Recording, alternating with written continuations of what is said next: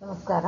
ನಾನು ವಾಣಿ ವೈಡಿ, ಸರ್ಕಾರಿ ಪದವಿ ಕಾಲೇಜು, ಕೋಡಿಹಳ್ಳಿ, ಕನಕಪುರ ತಾಲೂಕು, ರಾಮನಗರ ಜಿಲ್ಲೆ.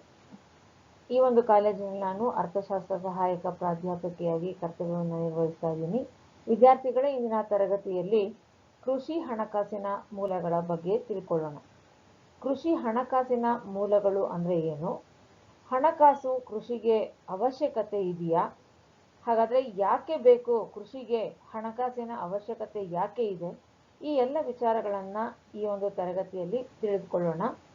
ಭಾರತದ ಕೃಷಿ ಆಧುನೀಕರಣಗೊಳ್ತಾ ಇದೆ, ಹಾಗೆ ಯಾಂತ್ರೀಕೃತವಾಗ್ತಿದೆ ಅಥವಾ ತಂತ್ರಜ್ಞಾನ ಹೆಚ್ಚಾಗಿ ಬಳಕೆ ಆಗ್ತಾ ಇದೆ, ಹಾಗೆ ವೈವಿಧ್ಯೀಕರಣನೂ ಸಹ ಆಗ್ತಿದೆ ಕೃಷಿಯಲ್ಲಿ. ಹೀಗಾಗಿ ಹಣಕಾಸಿನ ಬೇಡಿಕೆ ನಿರಂತರವಾಗಿ ಗಣನೀಯ ಪ್ರಮಾಣದಲ್ಲಿ ಹೆಚ್ಚಾಗ್ತಾ ಇದೆ. ಕೃಷಿಯ ಅಭಿವೃದ್ಧಿ ಹಾಗೆ ವಾಣಿಜ್ಯೀಕರಣದೊಂದಿಗೆ ಸಾಲದ ಪ್ರಮಾಣನೂ ಸಹ ನಿರಂತರವಾಗಿ ಬೆಳೀತಾ ಇದೆ. ಅಂದರೆ ರೈತರು ಹೆಚ್ಚಾಗಿ ಸಾಲವನ್ನು ಅವಲಂಬಿಸ್ತಾ ಇದ್ದಾರೆ. ಹೆಚ್ಚು ಹಣಕಾಸಿನ ಅವಶ್ಯಕತೆ ಕೃಷಿಗೆ ಬೇಕಾಗಿದೆ. ಕೃಷಿ ವಲಯಕ್ಕೆ ಹಲವಾರು ಮೂಲಗಳಿಂದ ಸಾಲ ದೊರೀತಾ ಇದೆ. ಈ ಹಲವಾರು ಮೂಲಗಳನ್ನು ಪ್ರಮುಖವಾಗಿ 2 ಭಾಗಗಳಾಗಿ ವಿಭಜನೆ ಮಾಡಲಾಗಿದೆ. ಒಂದು ಸಾಂಸ್ಥಿಕ ಮೂಲಗಳು, ಮತ್ತೊಂದು ಸಾಂಸ್ಥಿಕೇತರ ಮೂಲಗಳು. Students, in today's class, let us understand the sources of agricultural finance. There are various sources which are providing finance to the agriculture, and why the agriculture is requiring the finance, or what are the sources of agriculture, and which financial institutions are supporting agricultural development. Let us understand all these factors in today's class. So with the rapid increase in banking sector, particularly after the Green Revolution, the rural sector had a positive impact on farming and non-farming output, employment and income. And these banking opportunities allowed farmers to take different credit services, facilities and various loans to meet their production requirements.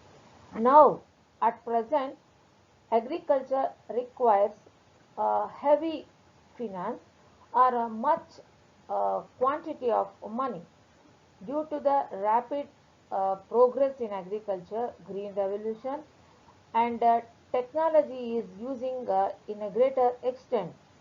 Because of all these, the farmers require a good or a large number of loans or great number of money.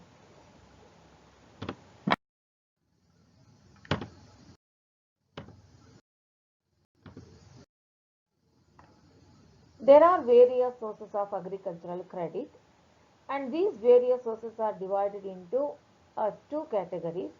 One is the institutional source and the other one is non-institutional source. The institutional source is established by the government, and it is also known as the formal source of credit, and it aims to provide credit at a cheaper rate of interest, whereas the non-institutional source is known as the traditional source of credit, and it is also known as informal source of credit.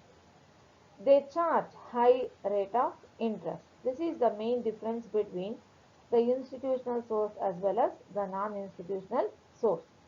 ವಿದ್ಯಾರ್ಥಿಗಳೇ, ಸಾಂಸ್ಥಿಕ ಮೂಲಗಳು ಮತ್ತು ಸಾಂಸ್ಥಿಕೇತರ ಮೂಲಗಳು. ಈ ಸಾಂಸ್ಥಿಕ ಮೂಲಗಳನ್ನು ಸರ್ಕಾರವೇ ಸ್ಥಾಪನೆ ಮಾಡಿರುತ್ತೆ. ಹಾಗೆ ಈ ಸಾಂಸ್ಥಿಕ ಮೂಲಗಳು ಮುಖ್ಯವಾಗಿ ಬ್ಯಾಂಕುಗಳನ್ನು ಒಳಗೊಂಡಿರುತ್ತೆ, ಬ್ಯಾಂಕು ಹಾಗೂ ಇತರ ಹಣಕಾಸಿನ ಸಂಸ್ಥೆಗಳನ್ನು ಒಳಗೊಂಡಿರುತ್ತೆ. ಹಾಗೆ ಈ ಸಾಂಸ್ಥಿಕ ಸಂಸ್ಥೆಗಳು ಕಡಿಮೆ ಬಡ್ಡಿಯ ದರದಲ್ಲಿ ರೈತರಿಗೆ ಅಧಿಕ ಪ್ರಮಾಣದ ಸಾಲವನ್ನು ಒದಗಿಸುವಲ್ಲಿ ಪ್ರಮುಖ ಪಾತ್ರವನ್ನು ವಹಿಸುತ್ತೆ. ಹಾಗೆ ಸಾಂಸ್ಥಿಕೇತರ ಮೂಲಗಳನ್ನು ಸಾಂಪ್ರದಾಯಿಕ ಮೂಲಗಳು ಅಂತಲೂ ಸಹ ಕರೀತಾರೆ. ಇಲ್ಲಿ ಸಾಂಪ್ರದಾಯಿಕ ಮೂಲಗಳಲ್ಲಿ ಮುಖ್ಯವಾಗಿ ಹಣದ ಲೇವಾದೇವಿಗಾರರು, ಸಾಹುಕಾರರು, ಮಾರ್ವಾಡಿಗಳು, ಸೇಠರು, ಜಮೀನ್ದಾರರು ಇವರೆಲ್ಲರೂ ಸಹ ಪ್ರಮುಖ ಪಾತ್ರವನ್ನು ವಹಿಸ್ತಾರೆ. ಇವರ ಪ್ರಮುಖ ಗುರಿ ಅಂದರೆ ಅಧಿಕ ಬಡ್ಡಿಯ ದರವನ್ನು ವಿಧಿಸಿ ರೈತರನ್ನು ಶೋಷಣೆ ಮಾಡೋದು. ಹೀಗೆ ಈ ಒಂದು ಕೃಷಿಯ ಪ್ರಮುಖ ಹಣಕಾಸಿನ ಮೂಲಗಳಲ್ಲಿ ಈ 2 ವಿಧಗಳನ್ನು ನಾವು ಕಾಣ್ತೀವಿ. Institutional sources of credit mainly comprises The commercial banks. The commercial banks are providing various types of loans, mainly the short-term, medium-term, and the long-term loans. Short-term loan for the period of 1 year, and the medium-term loan for the period of 2 years, and then the long-term loan 5 to 10 years. At a minimum rate of interest, the farmers are getting all these types of loans from the commercial banks for the improvement of their agricultural land. And the commercial banks were nationalized. Nearly 14 commercial banks were nationalized in July 1969. After that, their role is increased towards agriculture. Thus, they are providing all these types of loans for the farmers to purchase fertilizers, and then to purchase the implements for agriculture. Not only for the farmers, these commercial banks are providing the loans, but also for the small farmers, marginal farmers, as well as the landless laborers. Thus, in rural areas, for the improvement of agriculture, commercial banks are playing a major role. The regional rural banks are established in the year 1975 in order to help the farmers, especially where there are no banks. And these regional rural banks are called RRBs. They aim to provide credit for the small farmers, marginal farmers, and the landless laborers. And then the credit cooperative societies or cooperative credit societies. They aim to ensure timely and rapid flow of credit to the farmers at a lower rate of interest. And with these loans, the farmers are able to improve their agricultural field. They can purchase cattle, or they can purchase fertilizers, pesticides, and then they can improve their land with irrigational facilities. Then the other institutional source of credit is self-help groups, and it is a group of 15 to 20 members, and it has been linked with a particular bank. And here the self-help group members are getting loan from the bank, and with that they can improve their agricultural field, or they can improve agriculture. There are other institutional sources of credit such as the State Bank, and then the other one is the Reserve Bank of India, and then Agricultural Refinance and Development Corporation.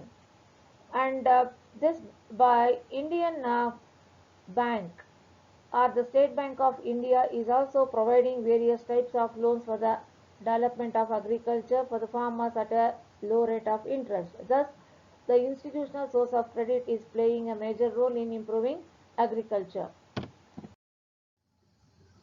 ಕೃಷಿ ಹಣಕಾಸಿನ ಸಾಂಸ್ಥಿಕ ಮೂಲಗಳಲ್ಲಿ ಪ್ರಮುಖವಾಗಿ ಸಹಕಾರಿ ಸಾಲ ಸಂಘಗಳು.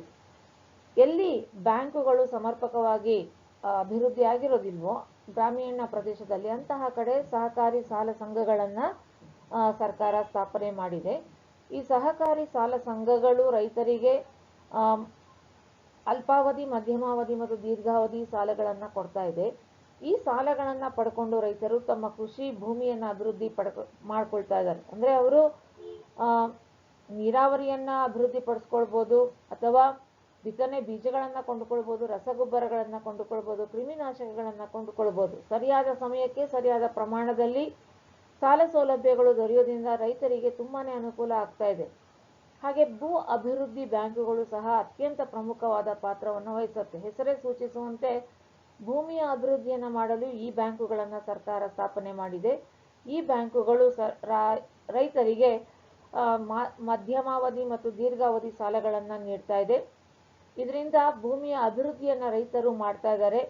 ಕೃಷಿ ಅಭಿವೃದ್ಧಿ ಹೇಗೆ ಮಾಡಬಹುದು ಅಂದರೆ, ನೀರಾವರಿ ಇಲ್ಲದ ಭೂಮಿಯಲ್ಲಿ ನೀರಾವರಿಯನ್ನು ಅವರು ಅಳವಡಿಸ್ಕೊಳ್ಬೋದು.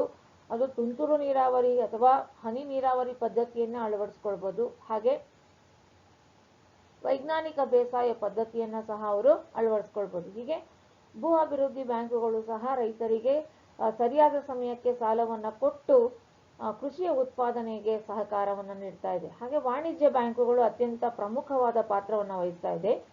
1969 ಜುಲೈನಲ್ಲಿ 14 ವಾಣಿಜ್ಯ ಬ್ಯಾಂಕುಗಳನ್ನು ರಾಷ್ಟ್ರೀಕರಣ ಮಾಡಲಾಯಿತು. ರಾಷ್ಟ್ರೀಕರಣದ ನಂತರ ವಾಣಿಜ್ಯ ಬ್ಯಾಂಕುಗಳ ಪಾತ್ರ ಮತ್ತಷ್ಟು ಹಿರಿದಾಯಿತು ಕೃಷಿಯ ಅಭಿವೃದ್ಧಿಯಲ್ಲಿ. ಹೀಗೆ ಸಾಲವನ್ನು ಕೊಡ್ತಾ ಕೃಷಿಗೆ ಅಭಿವೃದ್ಧಿಯನ್ನ ಮಾಡೋದಕ್ಕೆ ವಾಣಿಜ್ಯ ಬ್ಯಾಂಕುಗಳು ಸಹಕಾರವನ್ನ ನೀಡ್ತಾ ಇದೆ. ಹಾಗೆ ಪ್ರಾದೇಶಿಕ ಗ್ರಾಮೀಣ ಬ್ಯಾಂಕುಗಳು ಸಹ ರೀಜನಲ್ ರೂರಲ್ ಬ್ಯಾಂಕ್, ಈ ಪ್ರಾದೇಶಿಕ ಗ್ರಾಮೀಣ ಬ್ಯಾಂಕುಗಳನ್ನು 1975ರಲ್ಲಿ ಪ್ರಾರಂಭ ಮಾಡಲಾಯಿತು. ಇವುಗಳ ಪ್ರಮುಖ ಗುರಿನೂ ಅಷ್ಟೇ ಕೃಷಿಯನ್ನು ಅಭಿವೃದ್ಧಿಪಡಿಸೋದು. ರೈತರು ಸರಿಯಾದ ಸಮಯಕ್ಕೆ ಸಾಲವನ್ನು ಪಡ್ಕೊಂಡು ತಮಗೆ ಬೇಕಾದ ಎಲ್ಲ ಅನುಕೂಲಗಳನ್ನು ಭೂಮಿಗೆ ಮಾಡ್ಕೊಳ್ತಿದ್ದಾರೆ. ಅಂದರೆ ಉತ್ತಮ ತಳಿಯ ಬಿತ್ತನೆ ಬೀಜಗಳನ್ನು ಅವರು ಕೊಂಡ್ಕೊಳ್ಬೋದು, ರಸಗೊಬ್ಬರಗಳನ್ನು ಸಬ್ಸಿಡಿ ದರದಲ್ಲಿ ಕೊಂಡ್ಕೊಳ್ಬೋದು, ಹಾಗೆ ಕ್ರಿಮಿನಾಶಕಗಳನ್ನು ಸಹ ಪಡ್ಕೊಳ್ಬೋದು. ಸಾಲ ಇದೆ, ಹಣ ಇದೆ ಅಂದರೆ ಅವರು ತಮ್ಮ ಕೃಷಿ ಭೂಮಿಯನ್ನ ಅಭಿವೃದ್ಧಿಪಡಿಸ್ಕೊಂಡು ಕೃಷಿಯ ಉತ್ಪಾದನೆಯನ್ನ ಮಾಡ್ಕೊಳ್ಬೋದು. ಹೀಗೆ ಪ್ರಾದೇಶಿಕ ಗ್ರಾಮೀಣ ಬ್ಯಾಂಕುಗಳು ಸಹ ಅತ್ಯಂತ ಪ್ರಮುಖವಾದ ಪಾತ್ರವನ್ನ ವಹಿಸ್ತಾ ಇದೆ. ಸರ್ಕಾರನು ಪ್ರತ್ಯೇಕವಾಗಿ ಪರೋಕ್ಷವಾಗಿ ಕೃಷಿಯ ಅಭಿವೃದ್ಧಿಗೆ ಸಹಾಯವನ್ನ ಮಾಡ್ತಾ ಇದೆ. ಸರ್ಕಾರ ಕೃಷಿಯ ಅಭಿವೃದ್ಧಿಗೆ ಪ್ರತ್ಯೇಕವಾಗಿ ನೀಡುವ ಸಾಲವನ್ನ ತಕ್ಕಾವಿ ಸಾಲಗಳು ಅಂತ ಕರೀತಾರೆ. ಈ ತಕ್ಕಾವಿ ಸಾಲಗಳನ್ನ ತುರ್ತು ಸಂದರ್ಭದಲ್ಲಿ, ಅಂದ್ರೆ ಈಗ ಪ್ರವಾಹ ಅಥವಾ ಬರಗಾಲ ಇಂತಹ ಸಂದರ್ಭದಲ್ಲಿ ರೈತರಿಗೆ ಯಾವುದೇ ಬಡ್ಡಿಯ ದರವಿಲ್ಲದೆ ಸರ್ಕಾರ ನೆರವನ್ನ ನೀಡ್ತಾ ಇದೆ. ಇಂತಹ ಸಾಲವನ್ನ ತಕ್ಕಾವಿ ಸಾಲಗಳು ಅಂತ ಕರೀತಾರೆ. ಹಾಗೆ ಭಾರತೀಯ ರಿಸರ್ವ್ ಬ್ಯಾಂಕ್ ಸಹ ಕೃಷಿಯ ಅಭಿವೃದ್ಧಿಗಾಗಿ ಶ್ರಮಿಸ್ತಾ ಇದೆ. ಕಡಿಮೆ ಬಡ್ಡಿಯ ದರದಲ್ಲಿ ರೈತರಿಗೆ ಸಾಲ ಸೌಲಭ್ಯಗಳನ್ನು ನೀಡ್ತಾ ಇದೆ. ಸಾಲ ಸೌಲಭ್ಯಗಳಿಂದ ರೈತರು ತಮ್ಮ ಕೃಷಿ ಭೂಮಿಯನ್ನು ಅಭಿವೃದ್ಧಿಪಡಿಸಿಕೊಳ್ತಾ ಇದ್ದಾರೆ. ಕೃಷಿಯ ಉತ್ಪಾದಕತೆಯನ್ನು ಹೆಚ್ಚಿಸುವಲ್ಲಿ ಪ್ರಮುಖ ಪಾತ್ರವನ್ನ RBI ನೀಡ್ತಾ ಇದೆ. ಹಾಗೆ ಪ್ರತ್ಯೇಕವಾದ ಒಂದು ಬ್ಯಾಂಕ್ ಅನ್ನ ಸರ್ಕಾರ ಸ್ಥಾಪನೆ ಮಾಡಿದೆ ಕೃಷಿ ಅಭಿವೃದ್ಧಿಗಾಗಿ. ಅದನ್ನ ನಬಾರ್ಡ್ ಅಂತ ನಾವು ಕರಿತೀವಿ, national bank for agriculture and rural development. ಕೃಷಿ ಮತ್ತು ಗ್ರಾಮೀಣಾಭಿವೃದ್ಧಿ ಬ್ಯಾಂಕ್, ರಾಷ್ಟ್ರೀಯ ಕೃಷಿ ಮತ್ತು ಗ್ರಾಮೀಣ ಅಭಿವೃದ್ಧಿ ಬ್ಯಾಂಕ್ ಅಂತ ನಾವು ಕರಿತೀವಿ. ಕೃಷಿಯ ಅಭಿವೃದ್ಧಿ ಹಾಗೂ ರಾಷ್ಟ್ರೀಯ ಗ್ರಾಮೀಣ ಅಭಿವೃದ್ಧಿಯೇ ಇದರ ಪ್ರಮುಖ ಗುರಿಯಾಗಿದೆ. ಈ ನಬಾರ್ಡ್ ಅಷ್ಟೇ ಬೇರೆ ಬೇರೆ ಅಂಗ ಸಂಸ್ಥೆಗಳನ್ನು ಸ್ಥಾಪಿಸುವುದರ ಮೂಲಕ ಕೃಷಿ ಅಭಿವೃದ್ಧಿಗಾಗಿ ಶ್ರಮಿಸ್ತಾ ಇದೆ. As there are institutional sources of credit, there are non-institutional sources of credit too. The non-institutional sources of credit mainly comprises of the money lenders, rich landlords, traders and commission agents, relatives and friends of the farmers. Money lenders, their main business is lending the money. They impose a high rate of interest on the farmers and they lend money for the farmers. Their famous source, they provide credit to all the rural people, not only for the agriculturists but also for all the people in rural areas, but they charge high rate of interest. And there is a saying in English that the rural farmers in India, they born in debt, they live in debt, and also they die in debt. They leave their children debt as a property, and this is because of non-institutional sources of credit. And the farmers mainly depend upon the rich landlords or the zamindars in a village, and these zamindars, they provide loans especially for the small marginal farmers and the landless laborers at a high rate of interest that they are exploiting the farmers in the rural areas. The farmers also get loans from traders and commission agents. These traders and commission agents, they also provide credits or loans for the peasants on mortgaging the crops at a high rate. They also mortgage the lands of the farmers, and sometimes they also take the valuable letters from them, or they also take the property of the farmers as mortgage. Then the relatives and the friends of the farmers, they also provide the loans or the credit for the farmers at a high rate of interest. And why these people are providing loans, or why the farmers are depending on these non-institutional sources of credit, means without much terms and conditions, at any time they can get credit from them.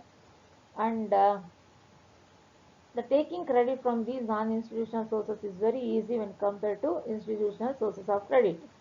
So, according to some records, it is said out of the sources of credit, the non-institutional sources of credit is supplying nearly 40% of loans for the agriculture. ಕೃಷಿ ಹಣಕಾಸಿನ ಸಾಂಸ್ಥಿಕೇತರ ಮೂಲಗಳಲ್ಲಿ ಪ್ರಮುಖವಾಗಿ ಹಣದ ಲೇವಾದೇವಿಗಾರರು, ವ್ಯಾಪಾರಿಗಳು ಮತ್ತು ದಲ್ಲಾಳಿಗಳು, ರೈತರ ಸಂಬಂಧಿಕರು ಮತ್ತು ಜಮೀನ್ದಾರರು ಪ್ರಮುಖವಾದ ಪಾತ್ರವನ್ನು ವಹಿಸ್ತಾ ಇದ್ದಾರೆ. ಹಣದ ಲೇವಾದೇವಿಗಾರರು ಅವರ ಪ್ರಮುಖ ಕಸುಬೆ ಹಣವನ್ನು ಸಾಲಕ್ಕೆ ಕೊಡೋದು, ಅಂದರೆ ಅಧಿಕ ಬಡ್ಡಿಯ ದರದಲ್ಲಿ ಅವರು ಲೇವಾದೇವಿ ವ್ಯವಹಾರವನ್ನು ಮಾಡ್ತಾರೆ.